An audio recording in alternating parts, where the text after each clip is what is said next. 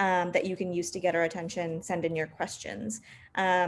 If you don't have any questions till the very end, once we're kind of done with the Q&A portion, we will open it up. We'll give you guys a chance to speak to Ellyn directly, ask her your questions.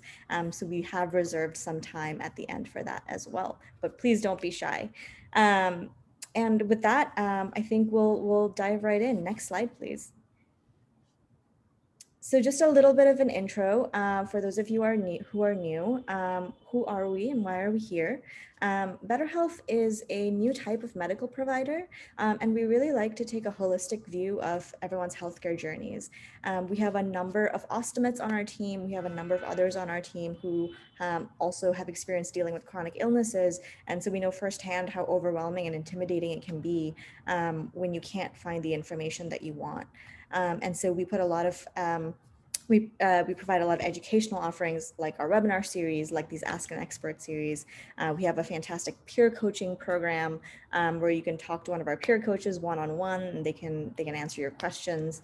And then we're also a supplier, so we can not only help you find the right products for you, but we can eventually help you navigate your insurance and get you your supplies to your door. So that's a little bit about us. Siobhan is a colleague of mine at Better Health. We're both on the content and education team. She's awesome. She's our chief ostomate in residence. She's had her ileostomy for about 6 years now, and she's also one of our lead coaches. So if you sign up for one of our sessions, you might get a chance to talk to her one-on-one or one of our other fantastic coaches. It's a little bit about us. Very excited to introduce our guest today. For some of you, she needs no introduction.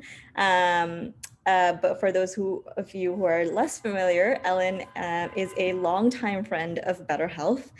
She's been with us from the start, helping us develop our educational programs, our content, our webinars, our peer coaching, and her experience has just been amazing and so valuable for us.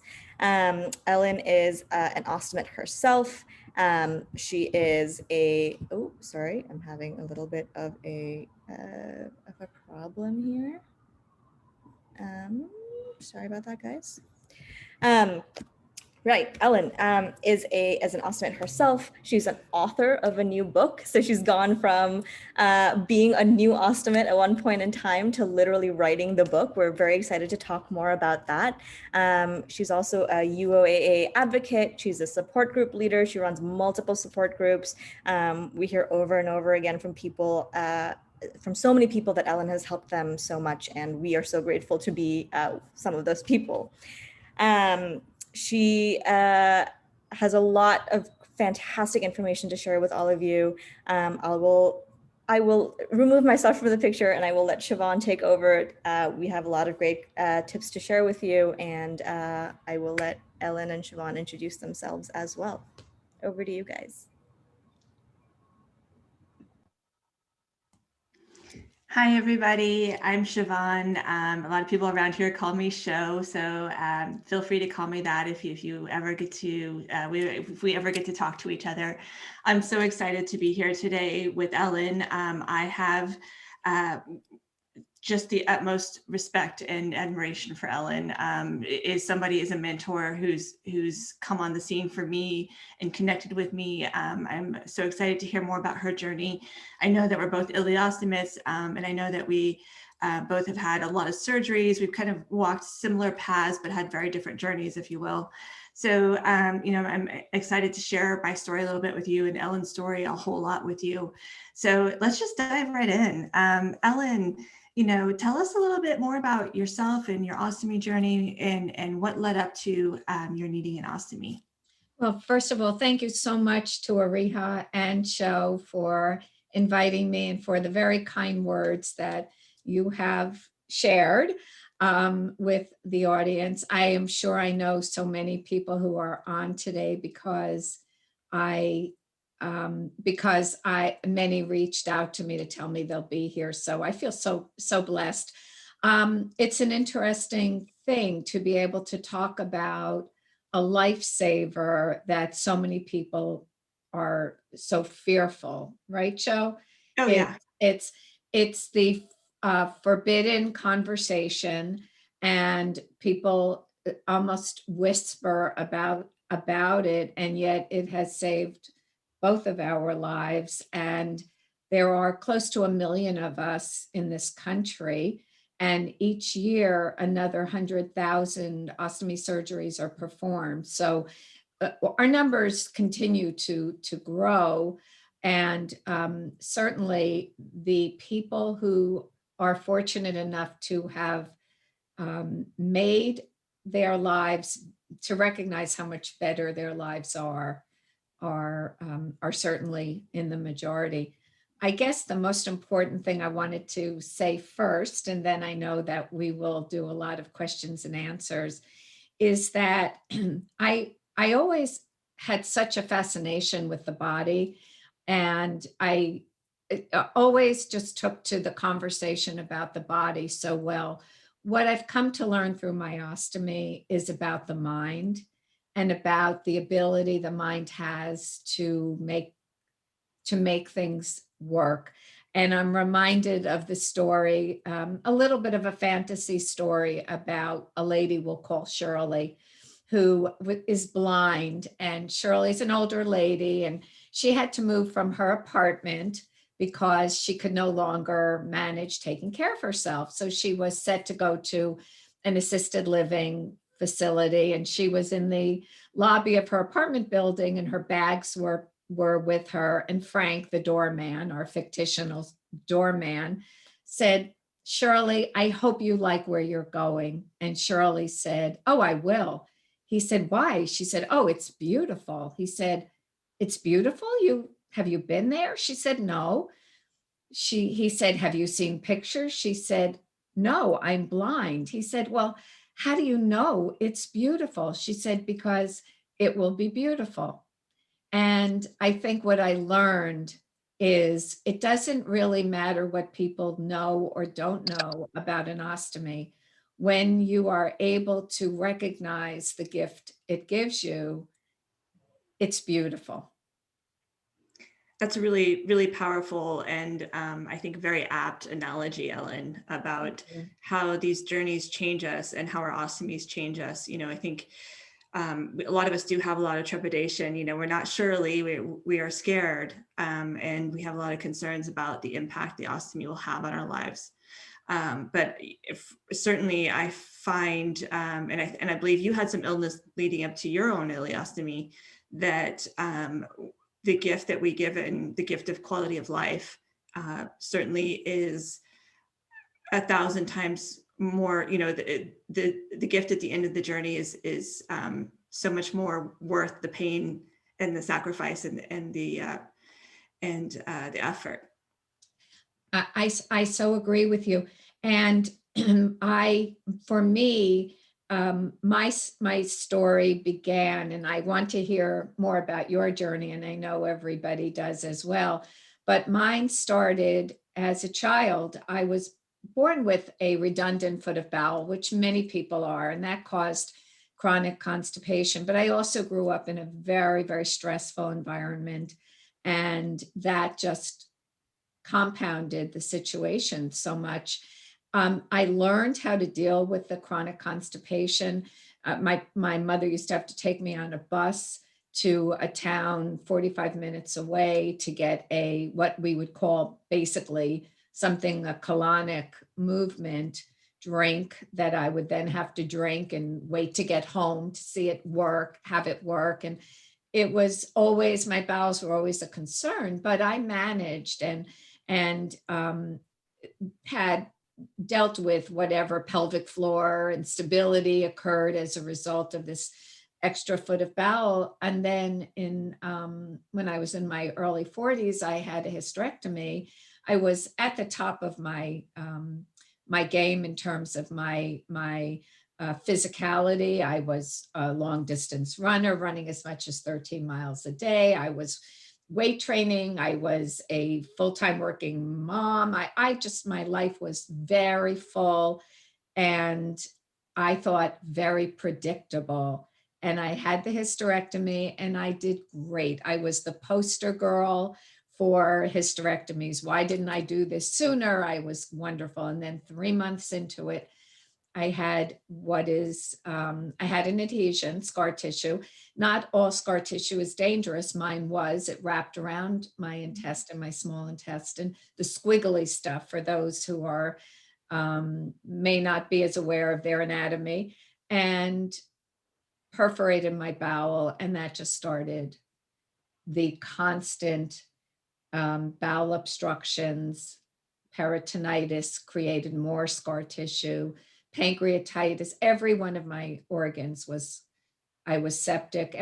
You know the story. It's a very common one for those of us with ostomy. Tell me about yours. Sure. Like you, there were some bowel issues, some hints of the future to come when I was a child. But I find that, and I imagine that a lot of other folks here might have had the same issue, is that we were either misdiagnosed or maybe underdiagnosed, that, our symptoms were non-canonical for the medical field. We were having issues and they say, well, it doesn't match up to our little checkoff chart. Right. And then, a lot of times the advice was, okay, just deal with it. Which is not helpful, really. It's not helpful at all. So, I had started to have ulcerative colitis by the time I was 11, and then periodically through the years. But again, it wasn't diagnosed. I was just kind of given well, let's see what happens, or let's do more invasive tests. By the time I was 35, 36, I had been suffering from ulcerative colitis, constantly for about 12 years. And finally, the medications were failing, did all the medication routes. I'm sure you all have been there too, if you've had the irritable bowel disease. And finally, I said, enough is enough. I am suffering so much that I want the surgery. And I feel like surgery was actually kind of discouraged for me, Ellyn. I felt the same way. It's a major step, but the outcome has been an incredible, I feel like I'm now at the top of my game after my surgery. I'm back. Well, you look like you are, and you have a child. You have a child too. I do, right. So I missed out on the first part of my first part of her life, sick. And now I'm there. What about you? Well, I felt the same way, that I asked my doctors many times to talk to me about an ostomy, and they told me that first of all, I don't want to say in defense, because there's no need to defend the doctors. They tell you what they feel is best for you. But in light of the fact that I had all these adhesions, and every one of my 23 surgery, or 22 until the ostomy, yielded what looked like, oh, you always seem to have so many scar tissue issues. That has to be the answer. Doing an ostomy won't change that. But it got to the point, and this was the turning point for me, was that I was walking with my friend, and with whom I walked every day. And I went, when my surgeries were at 2 years, and then a year, and then in 6 months, I needed surgery again, because my abdomen was just so distended, and nothing was passing. She said, "Don't you think it's time for a bag?" And I said, "God, I don't, it is." And that was it. Once I determined that I could not go through another surgery and yield yet another frustration, only to have to do it again 6 months later or 3 months later, I put my blinders on, and I led the doctors to where I felt I needed to be. Fortunately for me, I flunked the test that was necessary in my situation to show them that my rectum was, I had my colon removed, and as part of one of my surgeries, but it was a subtotal. So my rectum was left, And that little rectum, that little foot, just no longer could function. And once they saw that radiographically, they knew. But it was very difficult to convince doctors. And I think that one of the things that has helped me to feel empowered is that when we invite doctors to our support groups, I tell the doctors that I want them to educate us. But what I really want to do is educate them. I want them to see the lives we live. I want them to see the camaraderie that exists in our groups. And I want them to see that although they do the surgery, and I think on some level they feel badly for us because it is disfiguring, it is now an issue. But I think when they see how well we live, I think it helps them to know that they are offering a better life. I think that's a really powerful point there about, that they feel like they're disfiguring us in some respect. And it kind of all depends on your perspective of Right. what is a disfigurement. Correct. And, I think there's also a lot of misconceptions about what a body should be and what it should be able to do. We all kind of want to pursue this image of perfect, but we can't do that. We have to adjust to what is good, what is healthy. So, I'm curious if you could tell me a little bit more, do you see doctors' attitudes change after you invite them to your groups? Well, before I do that, I just wanted to add that I named my book So Much More Than My Ostomy, Loving My Perfectly Imperfect Body, because it was important for me to say that I embrace the imperfection and that, so yes, I have seen doctors' opinions change. I'm noticing that one of my support group members is on, and she would agree. She had a urostomy years ago, and her doctor, when he did the urostomy, I think felt very uncomfortable about how she would live her life. He has since come to our support group a couple of times, and he said the last time, "This is so wonderful because I see this wonderful lot, this wonderful, I don't want to keep saying wonderful, but because there is a difference between reality and enthusiasm. And I can be very enthusiastic, but I'm also very realistic.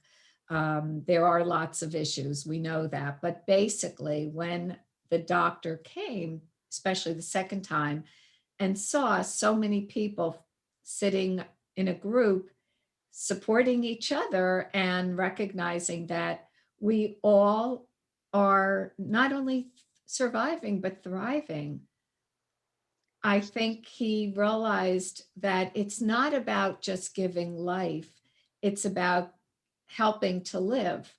And that's what if it's not the doctor's responsibility to do that for us, but they are often held accountable when patients are angry and unhappy. So one of the things I try to do is to help the doctors to recognize that by setting up the patient for success and support, it goes a long way. Oh, for sure. That setting them up for success is so essential. And that actually leads me to a question that I've been thinking about a lot is, especially having been a coach, and I'm sure this is a question that or a situation that perhaps you've encountered quite often, is that, when you're first given your ostomy, a lot of times people don't receive any help, they don't receive any support. I talk to my coach, the people who I talk to as a coach, they say, I don't know anything. I don't know about my stoma. I don't feel like comfortable caring for it. Is that something that you experience as well? Absolutely. It is mind-boggling. And you and I both live on opposite sides of the country, but we are in sophisticated cosmopolitan worlds. I pity the poor people who do not have any opportunity. I thought a lot about that as well, Siobhan, that the where did I get my information? My wound and ostomy nurse, number one, absolutely number one. I sat with my husband and I sat with our surgeon, with my surgeon on a Thursday, and I was having my procedure the following Monday. This is 7 years ago. And my husband was asking him a lot of questions, and I had very few. And my surgeon started to laugh as my husband sat, he's an attorney, so he sat with his legal pad and he's writing the questions and answers, and he was laughing. And Bruce said, "Why are you laughing?" He said, "Because you're still at the station and Ellyn is already driving the train. Ellyn already is where she needs to be. I can see that." And he had said the magic words, "I will have you be marked by the wound and ostomy nurse." And he picked up the phone and called her and made the arrangements. She marked me that Monday morning. She walked with me through the halls to the surgery center where I had the procedure. Excuse me. And she said, "I will be with you every step of the way." I left there with some semblance of knowledge that even if I did not know a whole lot, I knew that a visiting nurse would come to support me. I knew that she was available, and I had a wonderful relationship with my surgeon. For so many people, and I get this call so often, and it is so heartbreaking that people do not have any knowledge. We live very close to the New York hospitals where people go because they get the best surgical care or the best cancer treatment, any of those things, which are absolutely true. And then they go home and they know nothing. And we had a man come to our support group using the same pouch he left the hospital wearing 2 weeks before. No knowledge that he was supposed to be changing his pouch. He had no knowledge. Tomorrow night, I am going to see a man who refuses to wear anything but the one night bag that he uses for his urostomy. He will not change. He will not touch anything. And my challenge will be to get him to have confidence enough in me that he'll allow me to walk him through what needs to be done. And we're in a sophisticated area. So how must it be for those members of our group who have no support? Oh yeah, I'm with you there. Strangely, I had a very similar story to yours with my own ileostomy. We live in San Jose, California, and I had my surgery done at Stanford University Medical Center, which is better than that. Yeah, they have a name. Yeah, and so you've heard of them. So I did have world-class care in the hospital, world-class surgeon. They were outstanding. And then I get home and, I could barely stand to look at myself. I could barely stand to, I was scared that I was going to mess something up when I changed my pouch.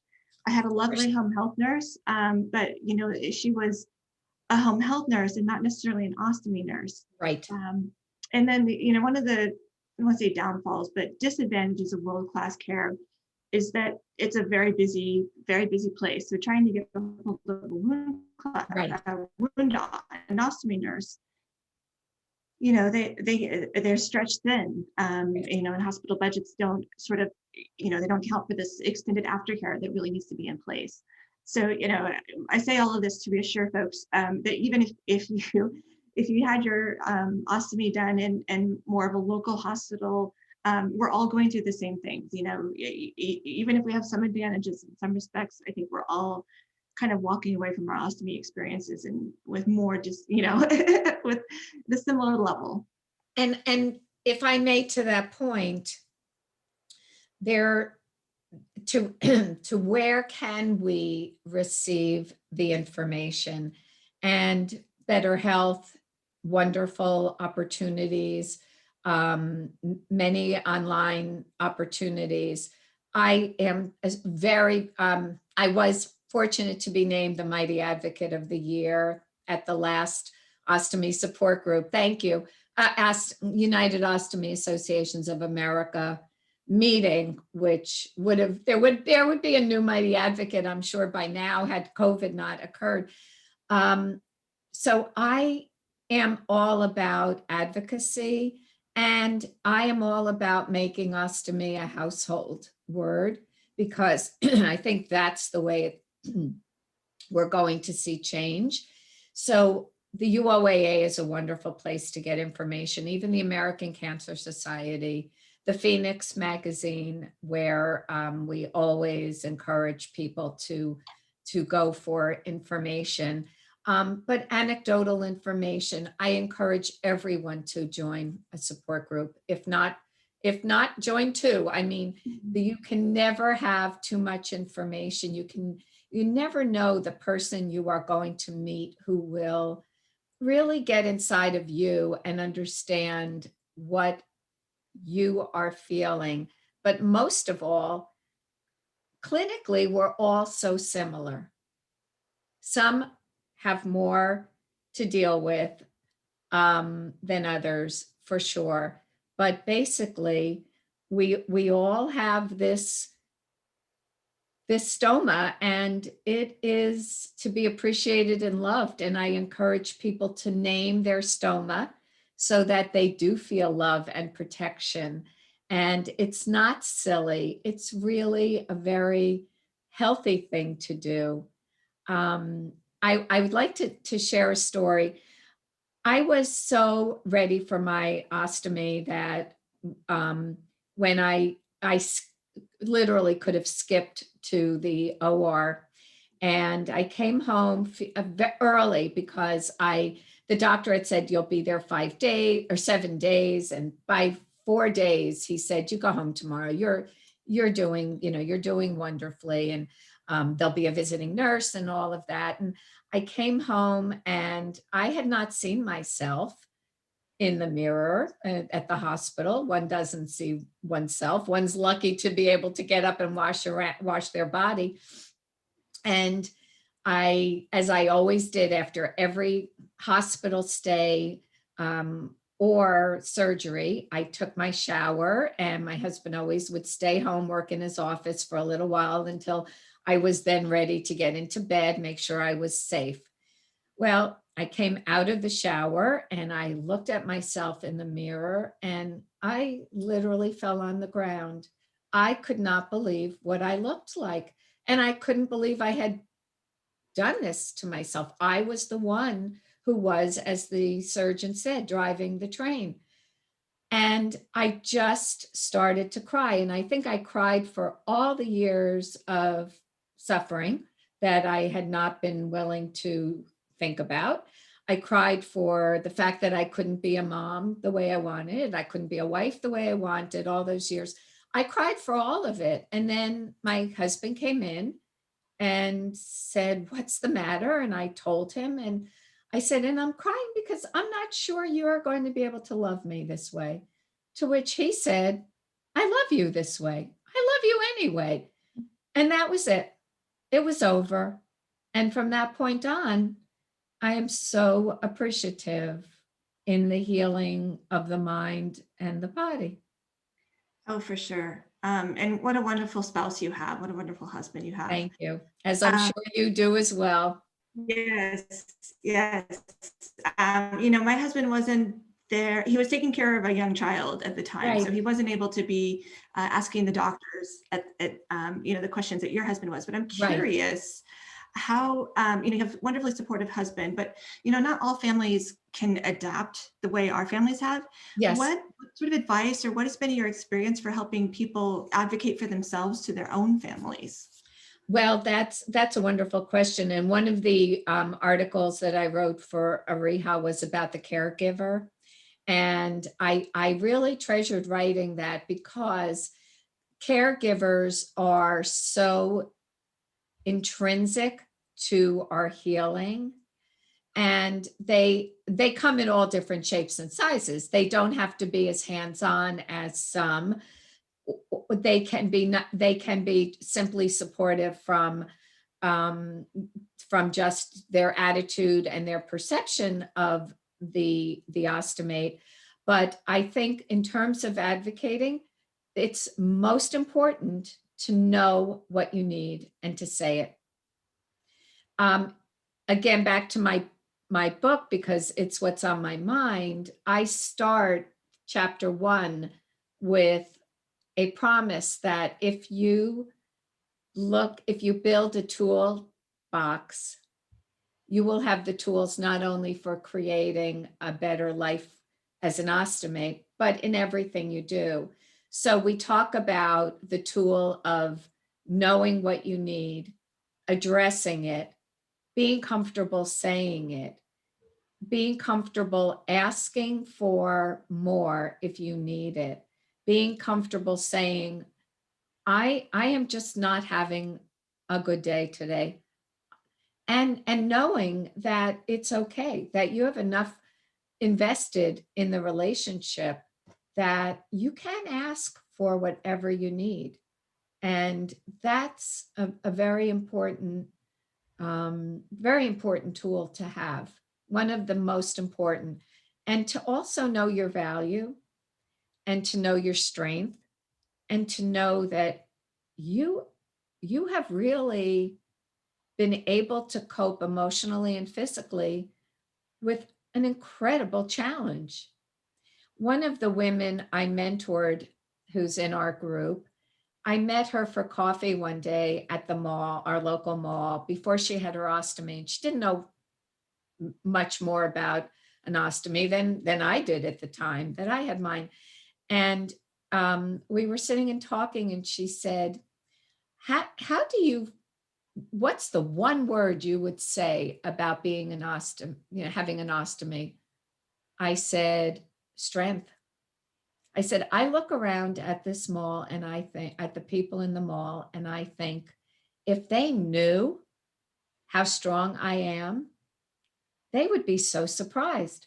But then again, they may have an ostomy and be equally as strong.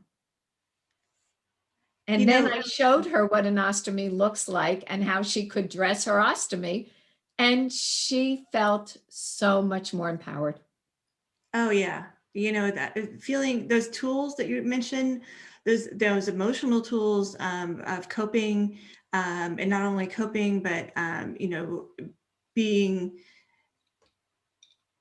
finding that inner strength is are really important. I mean, they're just as important as the tools you need in your toolbox for actually, for diagnosing yourself or for understanding Correct. what you need in terms of actual physical products, how to manage your ostomy from a very pragmatic point of view, the eating and the exercising, all of that good stuff. Well, yes. Well, I absolutely want to say that I give you credit for doing what needed to be done, because it's so easy for the medical community to make you feel that if you just, were a little bit less reactive, if you didn't, if you just did something else, and if you just did it a little different, and if you just turned your cheek, and if you just, and there are sometimes they are very wrong, and you're a perfect example of it.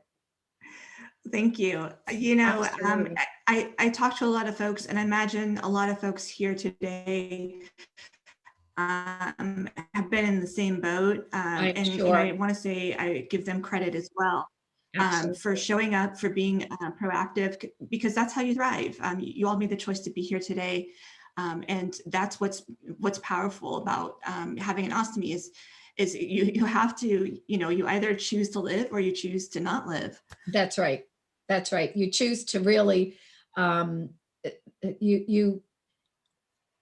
the important thing is to recognize who you are and to not to deal.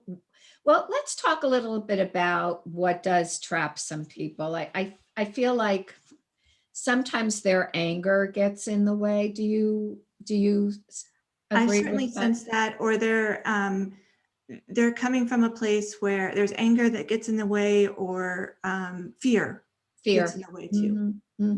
Well, it's interesting because I, again, I'm just thinking about the book, but I say at the end of the tool, putting all the tools in the tool chest, we are going to take out the one we do not need, and that is fear.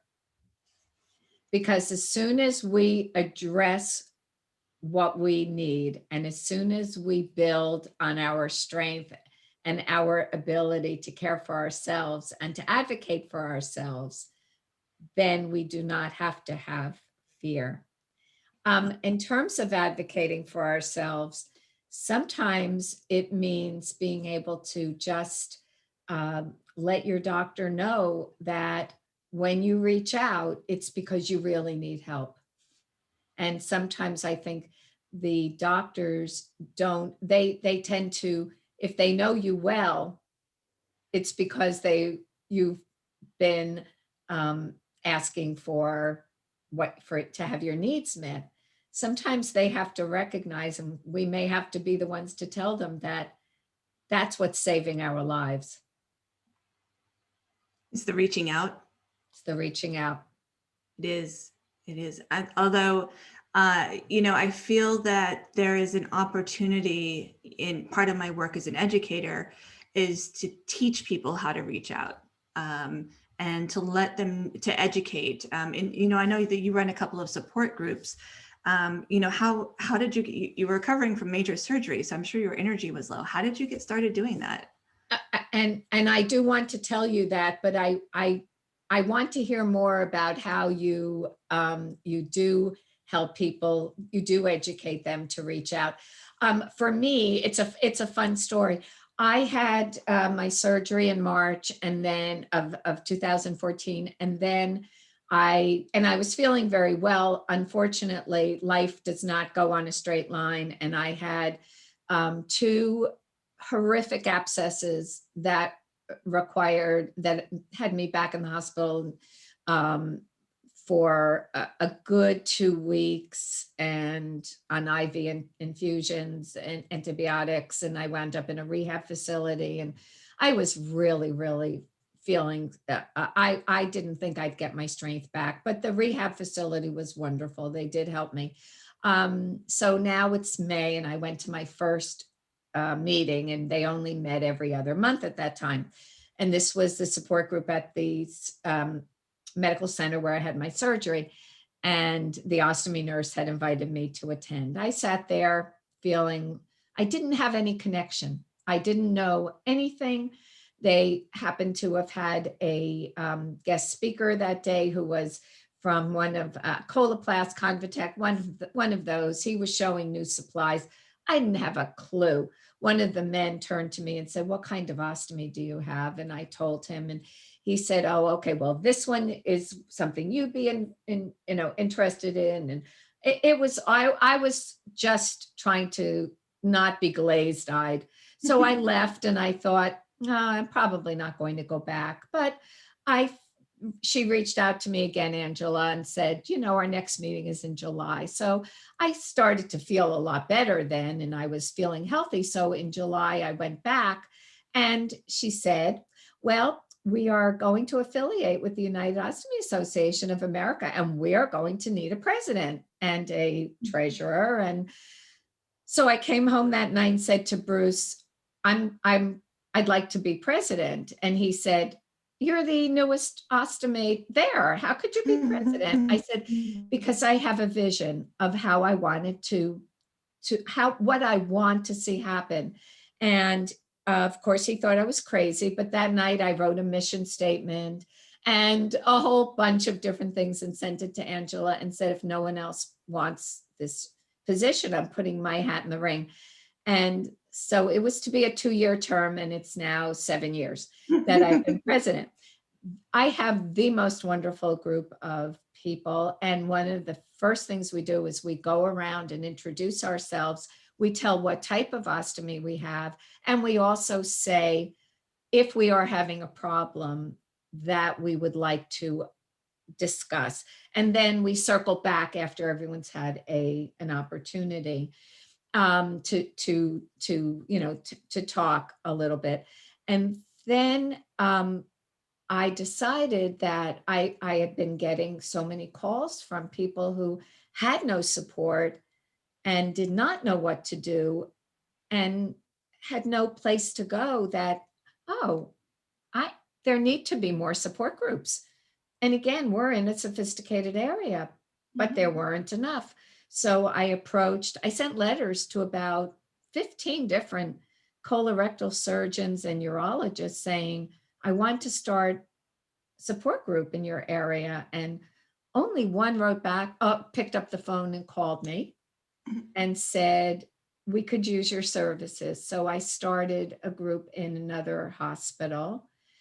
And then after I was the mighty advocate, I was empowered to start one in a third hospital. And had we not had COVID, I'm sure by now I would have another group, because people need people. We need to be with our people. Yeah. We really do. We're fine to be with the rest of the world 90% of the time, but 10% of the time we need to be with our people. Oh, sure. Absolutely. That sense of community is that you're not alone is really, really key. And to contrast your story about, I am amazed by your willingness to outreach and network. When I had my surgery, I had been dealing with some major depression. I think a lot of us do. Yes.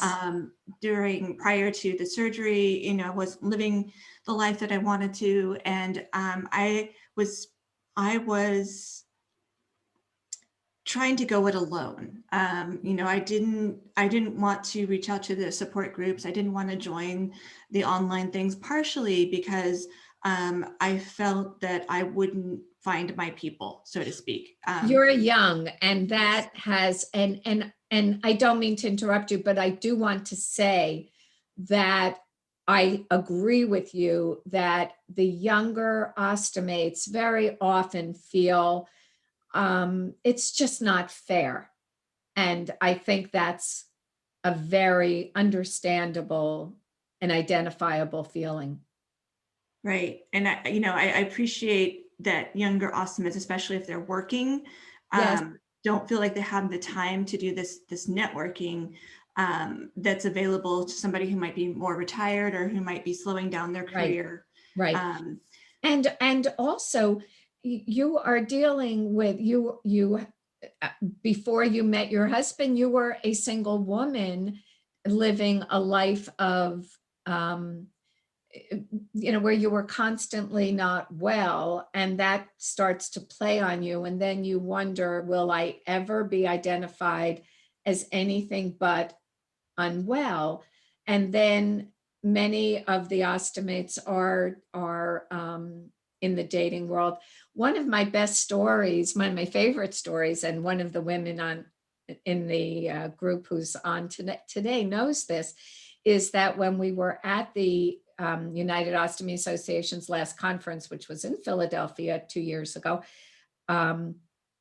there was a young man who I did not know, and he was attending another support group, and one of the women introduced us. And he was there with his parents and very, very upset. He was depressed, he was angry, his parents were crying. It was very, very sad. So I took the initiative to find him a buddy, walked up to another young man who was on the telephone and said, please hang up, I need to talk to you. Rule number one, my grandchildren would be humiliated by, but I said, we need you to take him under your wing. And he did. And the younger people are so amazing and supportive with each other. And the funniest part of that is I got into the elevator at the hotel, And this whole group of young people got on with me, and they were talking about the consistency of their stool. Whether it was like Hershey chocolate, Hershey syrup, or chocolate pudding. And I thought, this is so amazing. This is just, only our people can appreciate this. Yes, yes, we can all share the stories of changing our bags and having, The first time I met you, we had each had a blowout. Yeah. Yes.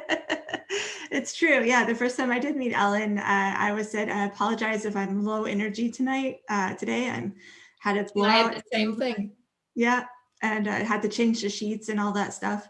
So yeah, I think it's key to be really open about and willing to talk about these things that, like, you know, the consistency of your output. You know, this morning when I went to empty my bag for the first time, it was like I was on a space station, and opening an airlock, the sound of the air leaving the bag was so loud. You know, and then, you know, having splashback in the toilet and having to deal with that first thing in the morning. It's no fun, and it's challenging, but you know, with all of you here today, we can laugh about that, and we really get it. And we also, in normalizing, we I don't know, we just get stronger. We just get stronger. It does not own us. And what I have found in our group, I think and I don't know, Siobhan, if you see this, but the fastest growing group in attendance for us are men with urostomies.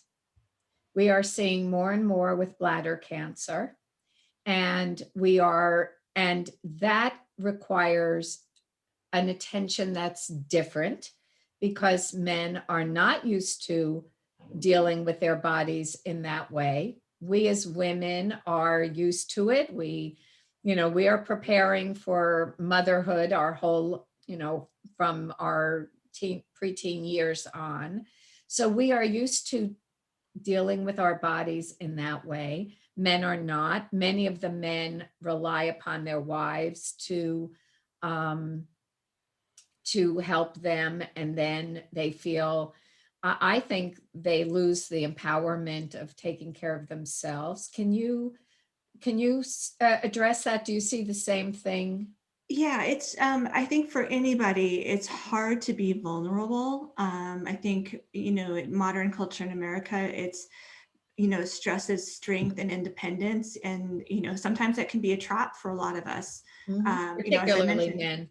yeah, that we want to go it alone. We want to figure out the problem ourselves. We want to problem solve ourselves, and so, you know, it is difficult, especially if you've gone your whole life without having to really do maintenance on your own body, take care of your own Right. car, so to speak. That it's very challenging, and so, you know, I applaud the men who are coming to these groups. Yes. Because it's not, I think there's a cultural zeitgeist that is moving us forward and past that. Mhm. And it's becoming more acceptable and more embraced that everybody can share their vulnerability, but it's hard to do if you have the habits of the lifetime. Agreed. Absolutely agreed. And one of the things I do is to ask a new, when I receive a phone call from a new urostomate, is to ask if I can put him in touch with some of the other wonderful men in our group, because, I know that they will feel more comfortable asking the questions that I can't answer. And sometimes it can be as simple as, how do I hold my pants up, since I now have this stoma to deal with? And some of the men in our group recommend wearing suspenders, and something as simple as that can make the difference in getting a man out the door and able to live his life. Yeah. And I have to say, suspenders are always a stylish choice. Yes, I Never agree. look bad in suspenders. So, you know, as we're coming to the question and answer portion of of our talk today. You know, I'm hoping everybody has some questions, or, you know, if they, for Ellyn, or for me, if you want, but hopefully more for Ellyn. You know, I would say maybe some of the best ways to do that is we do have over 40 people here today. So thank you all for coming. You know, put your question in the chat. I can kick us off. Somebody, Sarah Lynn, had asked us earlier, and I'll read what she said. She said, as a speech language pathologist, I have been taught to call people who stutter is a person who stutters. And why do you leave the person who has a stoma? Well, I'm not quite sure I understand. You know, how do you have the person who has a stoma? How do you? I think the question is why ostomate versus person with a stoma? I think it just means you are living as someone with a stoma. It's so funny. My first career and for many years of my life was a speech and language pathologist. And my father was, I guess we would call it a person who stuttered. I don't know. I think we just call ostomates because we live with an ostomy. I'm not sure there's any deeper meaning. Yeah, I think it's a very neutral term too. I don't. Yes, I agree.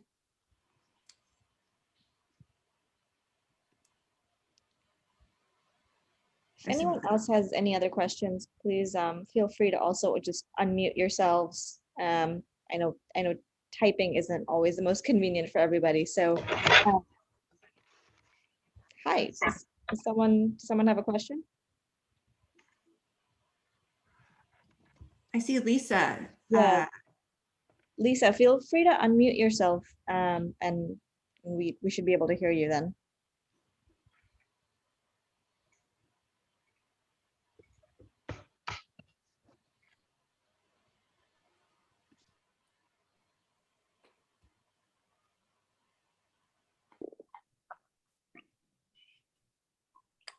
Okay, I think I did it. Oh, we see you, or we see your box come alive, Lisa. Okay. The question that I have for either one of you, I had my colon removed. It was actually an emergency colectomy a little over a year ago. And I didn't have much choice in having a colostomy at all.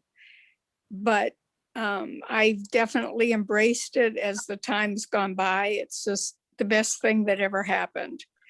Yes. And as of now, because of COVID, I live in Sarasota, Florida, and we don't have a support group. They disbanded. And as Ellyn, as you were talking about that excited me that I don't know one person here that has a colostomy. And I just thought that is definitely, when I hang up, I'm going to explore that. But my question is, and I'm having a difficult time answering this, either with my surgeon or the gastroenterologist that I go to. I did not have my rectum, I guess it's the rectum removed. Mm-hmm. And they just did the colon. And so I always have like some, not constantly, but a couple times. What? Mucus? Yes. And each doctor that I mentioned has said, yeah, well, you got to learn to live with that. And so I wonder, do other people, how do they handle that? I mean, is that something that is common, not to have the colon, the rectum taken care of at the same time? Oh, Siobhan, can I address that? Do Yeah, you mind? please, Ellyn. Okay. Yes. Absolutely. First of all, just know, Lisa, two things. You are more than welcome to come to our support group because we are meeting by Zoom, and I would gladly send you an invitation. We meet the second Tuesday of the month. And I am sure that the second of the three groups meets on the second Thursday of the month, and they would welcome you. Absolutely. That's number one. Number two, the important takeaway is mucus production is a healthy thing. So don't worry about it. Sometimes there'll even be some bloody cells in there as well. It's just that you have an organ that is used to producing and it continues to produce. So sometimes if it's really bad, you might just put a pad on your underwear. Other times, some doctors recommend just doing an enema every once in a while just to clean it out. But it is a very normal and healthy part of being an ostomate. Well, that's so interesting because that was what my surgeon said. And the gastroenterologist I go to, he doesn't think there should be any blood involved at all, even though it may only be sort of pinkish. My surgeon would agree with your colorectal surgeon and disagree with your gastro. Yeah. Siobhan, what do you think? I'm not a doctor. I'm just No, I'm not a doctor either. I'm actually a graphic designer by profession. But to address your question, Lisa, I had from a different perspective. I had ulcerative colitis, and when I first had my ileostomy, I was hoping to step over to the J pouch. I hope you're familiar with that. It's when they create a reservoir. It turned out that, and I thought that I would, life would go on happy duty, and I wouldn't have to live with the bag on my stomach. Since my attitude towards that has changed, but what did happen to me personally was we discovered that there was ongoing disease in the rectum that was getting progressively worse from the ulcerative colitis. So not only was I having mucus, which, like Ellyn has said, it's normal because that's what the organ does. I was also having a ton of blood, which is not good. Pinkish skin, probably normal. And so I ended up having what's called the Barbie butt surgery, which is a complete proctocolectomy. And they took out the anal stump, which is always a fun thing to say, and sewed me up. So like a Barbie, I'm no longer anatomically correct. I only have 2 outputs and not 3. Keep an eye on it. Also, if you had disease, it's still important to make sure that you are looking after your own health and getting your checkups and reporting to your doctor like you've been doing. Agreed. And to that point, and Siobhan, you're right, 100%. I still have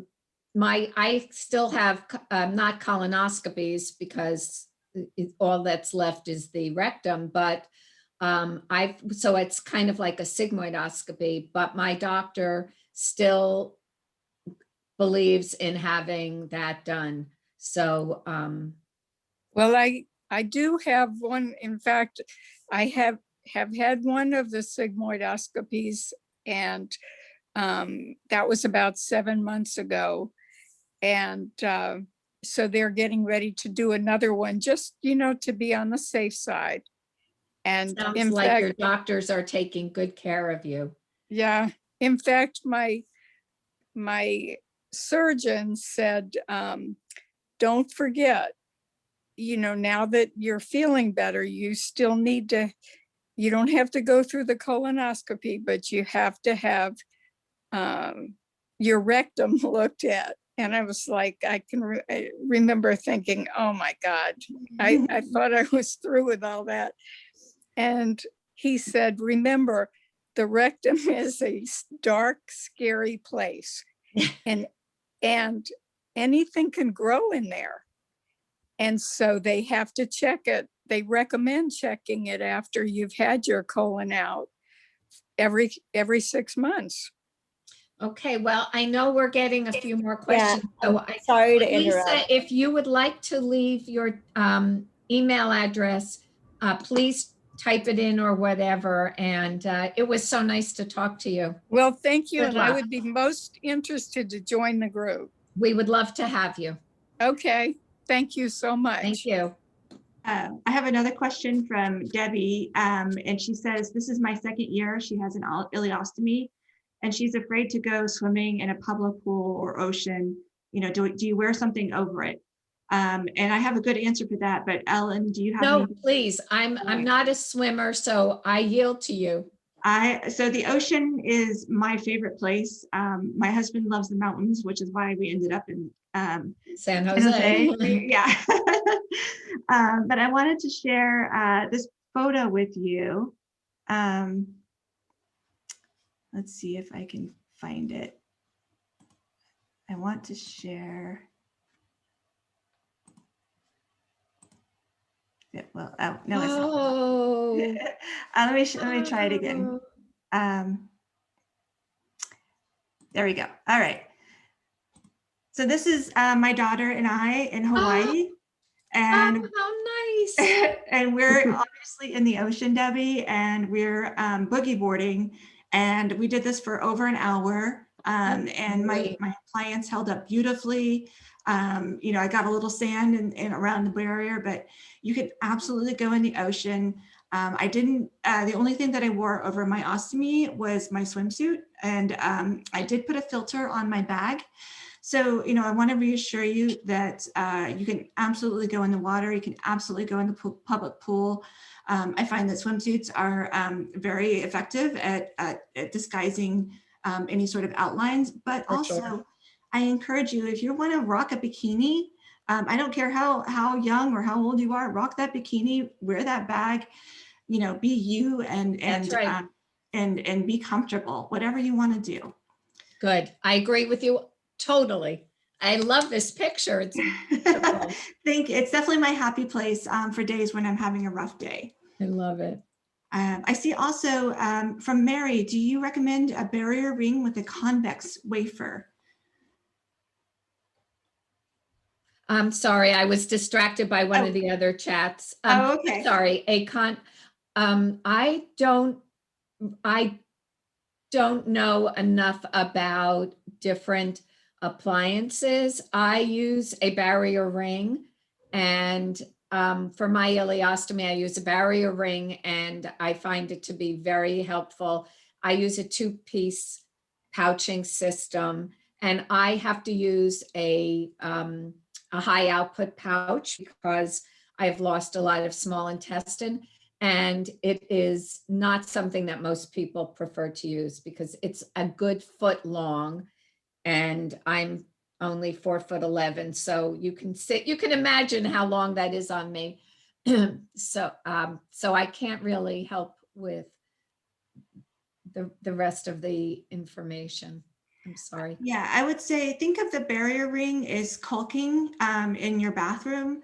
You know, you have your wall meeting your bathtub, and you have your tiles and you have your hard porcelain. So you know, it's kind of a funny analogy, but you know, when you're using your bathroom, your shower, you're putting stress on those two things, and the caulking is what is holding it together and allowing things to contract and expand. So it's a personal choice. Barrier rings are great. And they allow that, you know, extra security, extra stretch, or paste is also a good option if you have sort of some spots that need to be filled in. If I can just jump in for 1 second, we have a couple of questions about joining Ellyn's support group. If anyone is interested in doing that, please feel free to send us your email in the chat. That will be private between you and us. And we'll follow up with information after that. We'd love to have you.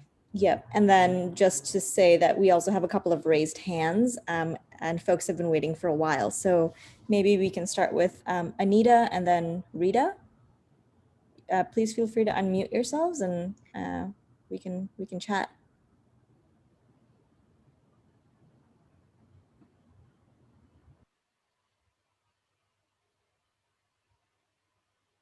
So Anita or Hear Jared? me? Can you There- hear me? Rita, hi. Yes. Hi.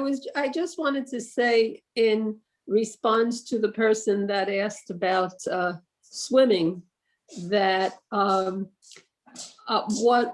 two hints when you do go swimming, don't submerge for a long time in a pool or a hot tub, because that can become a problem.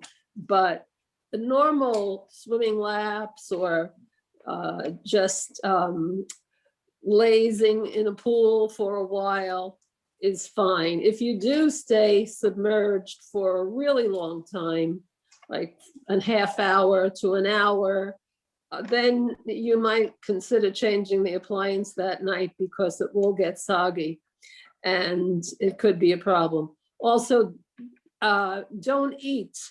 Well, just as we were told as kids, you have to wait before you go in the pool after eating.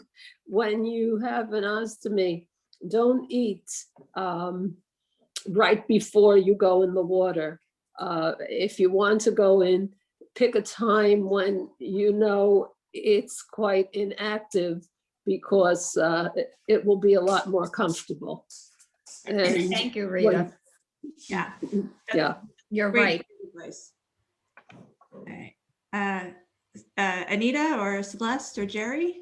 Anita, Anita, hi, Anita. I have problems with leakage, and I've had my ostomy 2 months. I have been to the ostomy nurses at the hospital in Fort Myers, and they have tried practically every brand that is made. And my stoma is very close to my belly button, and I have a little, they call it a creek from the stoma to my belly button. So I have to fill that in with paste. But now they're telling me to fill my belly button in with part of that ring. I work it up and get it soft and stick it in my belly button. Do you recommend using the body paste, not the paste, the glue? I have glue that I use sometimes for my artificial breast when I go in the pool, so I don't have to wear a bra. And it's not good. It won't support the weight of the breast. But I wonder if that would work on the bag. It could. I always encourage experimentation with different things. Just be aware that certain products may work against each other in terms of adhesion. And then, Anita, the other thing I wanted to recommend to you, and I'll let Ellyn, Ellyn get in here too, but if you want to do a coaching appointment and sign up for half an hour, and we can sort of talk through those leakage issues as well. I know us coaches have a lot of experience trying, jury rigging some things or trying some different approaches that would help. So we can put that link for coaching in the chat, and that way you can get some personalized attention that way. Okay, thank you. And I would add that Siobhan did a wonderful webinar on leakage. I've watched it. I I've was going to watched it. say, and it was probably one of the most well-attended, because obviously it's an issue for all of us at different times. Yeah, I've watched it. It's very good, but I'm still leaking. Like I changed this morning at 8 o'clock, and at 12, my shorts were wet. Oh, Oh, sorry to hear that's that. so discouraging. Yes, It it is. Sometimes I'll go 3 days, and sometimes I'll go 3 hours. Yeah. Well, you said your ileostomy is new. Yes, If your body that's is healing and changing, swelling might be going down. So, try to keep that positive attitude that at some point things will kind of revert to normal. And you're 100% right that what might be happening now, Siobhan, is as her stoma is shrinking a little bit, that may be because our stoma will shrink for up to 6 months. Oh, good. So that may be something that's happening and unpredictable. Okay, thank you. You're welcome.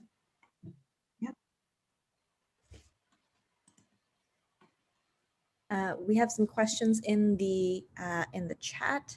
Mary asks, do you recommend a barrier ring with a convex wafer?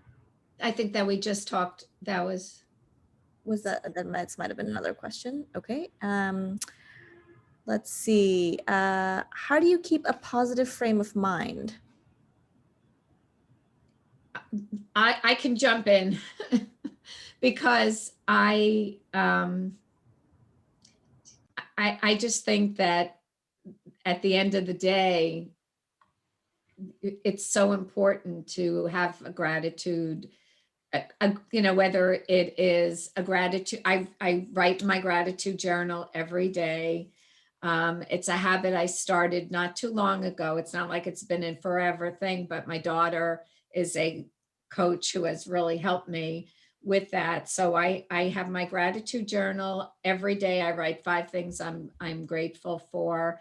I just think that looking out at the world, everybody seems to really struggle with so many things, and we just get stronger and more resilient. So I feel very optimistic and appreciative. Yeah, I'm with Ellyn. You know, I don't do a journal, but I do try and take moments to recognize the beauty around me every single day. You know, for instance, today a great thing that happened is we just moved into a new house, which is why my pictures behind me are on the floor and not on the wall yet. Oh, but that's great. Yeah, and but we all have a little bit more space in this new house to be apart from each other, so our stress levels are going down, and that is just amazing. We can be close together, but also apart. And my family is so supportive. So, you know, I know it's hard some days to keep positive when you're having pain or you're having some, you know, some of us still have active IBD. So the journaling is a great thing. Just taking some moments to be present and acknowledge, you know, something beautiful that's happening around you. I agree. And, you know, the other thing that you can always do is to have someone in your life that holds you accountable for being grateful. And you can establish that kind of relationship with someone who you can say, I am just really, really down, and I just really need you to help me pick myself up a little bit. Do that for your friends, your family, whoever it is. And that's a real way to have your attitude of it's going to be okay. If not today, tomorrow. Ladies, we have a question from David. He has a urostomy and has a hard time finding answers.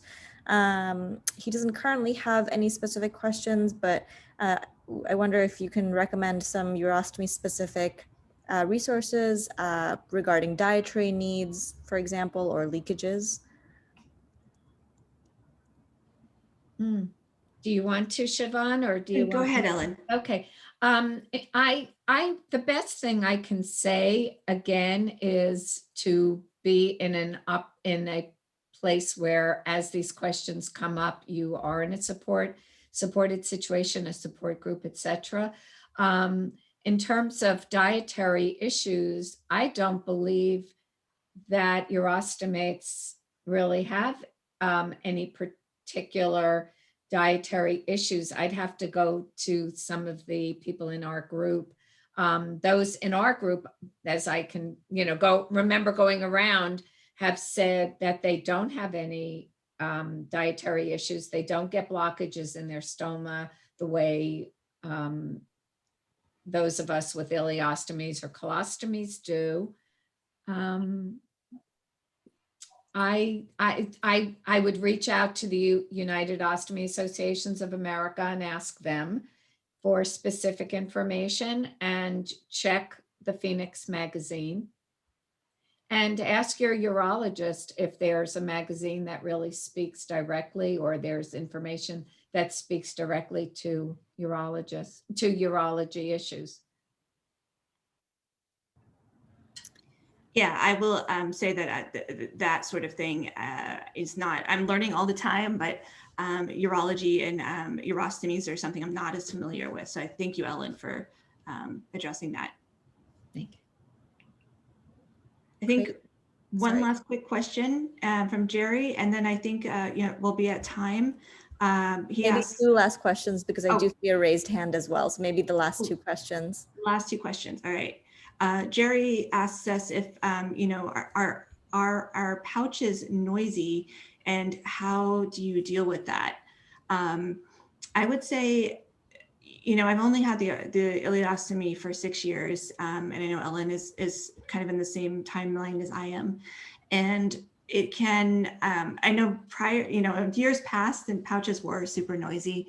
The manufacturers have worked really hard to create pouches that are less noisy and create coverings that muffle noise. And so I have never, and I live with a 13-year-old who doesn't pull her punches when she tells me things. So she she says she has never noticed any noise from under my clothing. In fact, I have asked her directly, and she's the one who will tell me about the big pimple on my nose or the food in my teeth. Oh, it gets better, Siobhan. It gets, but I do agree. And I think also whenever I do have a noisy situation, most people have noisy situations, their stomachs growl or whatever.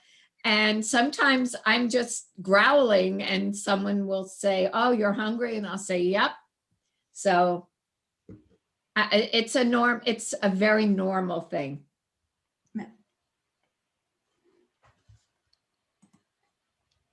And then we have a final hand raise. I think it's the last question. It's from an Ellyn Mantell, but I'm not sure which Ellyn Mantell it is. Oh my God.